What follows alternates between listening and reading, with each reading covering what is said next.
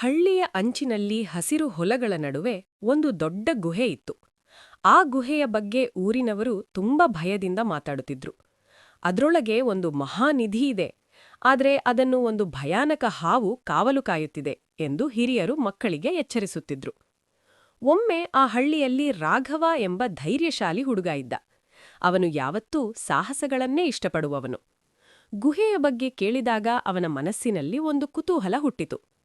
ನಿಧಿ ಇದ್ದರೆ ಅದು ನಮ್ಮ ಹಳ್ಳಿಗೆ ಉಪಯೋಗವಾಗಬಹುದು, ನಾನು ಹೋಗಿ ನೋಡುತ್ತೇನೆ ಎಂದು ಅವನು ನಿರ್ಧರಿಸಿದ. ಒಂದು ಬೆಳಗಿನ ಜಾವ ಸೂರ್ಯೋದಯವಾಗುವ ಮೊದಲು ರಾಘವ ತನ್ನ ಚಿಕ್ಕ ಚೀಲದಲ್ಲಿ ಸ್ವಲ್ಪ ಆಹಾರ, ದೀಪ ಮತ್ತು ಒಂದು ಕತ್ತಿಯನ್ನು ತೆಗೆದುಕೊಂಡು ಗುಹೆಯ ಕಡೆ ಹೊರಟ.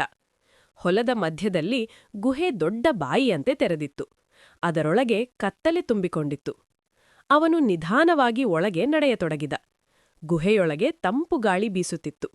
ಮೇಲಿನಿಂದ ನೀರಿನ ಹನಿಗಳು ಟಪಟಪನೆ ಬೀಳುತ್ತಿವೆ. ಅಲ್ಲಿ ಅಂಜಿಕೆಯ ನಿಶ್ಶಬ್ದ ಇತ್ತು. ಸ್ವಲ್ಪ ಮುಂದೆ ಹೋದಾಗ ಅವನಿಗೆ ಒಂದು ವಿಚಿತ್ರ ಶಬ್ದ ಕೇಳಿಸಿತು. ಶ್ಶ್!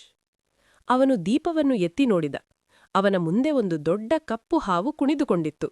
ಅದರ ಕಣ್ಣುಗಳು ಹೊಳೆಯುತ್ತಿವೆ. ಅದು ನಿಧಿಯನ್ನು ಕಾವಲು ಕಾಯುತ್ತಿರುವುದನ್ನು ಅವನು ಅರಿತುಕೊಂಡ. ರಾಘವ ಕ್ಷಣಕಾಲ ಭಯಪಟ್ಟ.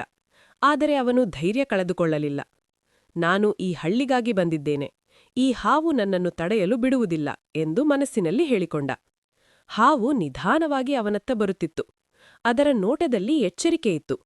ರಾಘವ ತನ್ನ ಕತ್ತಿಯನ್ನು ಹೊರತೆಗೆದನು. ಆದರೆ ಹಾವಿನ ಮೇಲೆ ದಾಳಿ ಮಾಡಲು ಆತನು ತಡಮಾಡಿದ. ಅವನು ಹಾವಿನ ಕಣ್ಣುಗಳನ್ನು ನೋಡಿ, ನಾನು ಕಳ್ಳನಲ್ಲ, ಈ ನಿಧಿಯನ್ನು ದುರುಪಯೋಗ ಮಾಡಲು ಬರುವವನಲ್ಲ, ನಮ್ಮ ಹಳ್ಳಿಗೆ ಸಹಾಯ ಮಾಡಲು ಬಂದಿದ್ದೇನೆ ಎಂದು ಮೃದುವಾಗಿ ಮಾತನಾಡಿದ. ಅದ್ಭುತವಾಗಿ ಹಾವು ಕ್ಷಣಕಾಲ ನಿಂತಿತು. ಅದು ರಾಘವನ ಧೈರ್ಯ ಮತ್ತು ನಿಷ್ಠೆಯನ್ನು ಅರಿತಂತೆ ಕಾಣಿಸಿತು. ನಿಧಾನವಾಗಿ ಅದು ತನ್ನ ದೇಹವನ್ನು ಪಕ್ಕಕ್ಕೆ ಸರಿಸಿತು. ರಾಘವ ಆಶ್ಚರ್ಯದಿಂದ ನೋಡಿದ. ಅವನು ನಿಧಾನವಾಗಿ ಮುಂದೆ ಸಾಗಿದ. ಸ್ವಲ್ಪ ದೂರದಲ್ಲಿ ಒಂದು ದೊಡ್ಡ ಕಲ್ಲಿನ ಪೆಟ್ಟಿಗೆ ಇತ್ತು. ಅದನ್ನು ತೆರೆಯುತ್ತಿದ್ದಾಗ ಒಳಗೆ ಚಿನ್ನದ ನಾಣ್ಯಗಳು, ರತ್ನಗಳು ಹೊಳೆಯುತ್ತಿವೆ. ಆ ನಿಧಿಯನ್ನು ನೋಡಿ ರಾಘವನ ಕಣ್ಣುಗಳಲ್ಲಿ ಸಂತೋಷ ಮೂಡಿತು. ಆದರೆ ಅವನು ಸ್ವಾರ್ಥದಿಂದ ಯೋಚಿಸಲಿಲ್ಲ. ಇದು ನನ್ನದಾಗಿಲ್ಲ, ಇದು ನಮ್ಮ ಹಳ್ಳಿಯವರದ್ದು ಎಂದು ಅವನು ನಿರ್ಧರಿಸಿದ. ಅವನು ಕೆಲವು ನಾಣ್ಯಗಳನ್ನು ಮಾತ್ರ ತೆಗೆದುಕೊಂಡು ಹೊರಗೆ ಬಂದ. ಹಾವು ಇನ್ನೂ ಶಾಂತವಾಗಿ ನೋಡುತ್ತಿತ್ತು. ರಾಘವ ಅದಕ್ಕೆ ನಮಸ್ಕರಿಸಿದ. ನೀನು ಕೇವಲ ಕಾವಲುಗಾರ ಅಲ್ಲ, ನೀನು ಸತ್ಯವನ್ನು ಅರಿಯುವವನು ಎಂದು ಅವನು ಮನಸ್ಸಿನಲ್ಲಿ ಹೇಳಿದರು. ಹಳ್ಳಿಗೆ ಬಂದ ನಂತರ ರಾಘವ ಎಲ್ಲರಿಗೂ ವಿಷಯ ತಿಳಿಸಿದ. ಮೊದಲಿಗೆ ಯಾರೂ ನಂಬಲಿಲ್ಲ. ಆದರೆ ಅವನು ತಂದುಕೊಟ್ಟ ಚಿನ್ನದ ನಾಣ್ಯಗಳನ್ನು ನೋಡಿ ಎಲ್ಲರೂ ಆಶ್ಚರ್ಯಪಟ್ಟರು. ಹಳ್ಳಿಯ ಹಿರಿಯರು ಗುಹೆಗೆ ಹೋಗಿ ಪರಿಶೀಲಿಸಿದರು. ಅವರು ಕೂಡ ಹಾವನ್ನು ನೋಡಿದರು. ಆದರೆ ಹಾವು ಅವರಿಗೆ ಹಾನಿ ಮಾಡಲಿಲ್ಲ.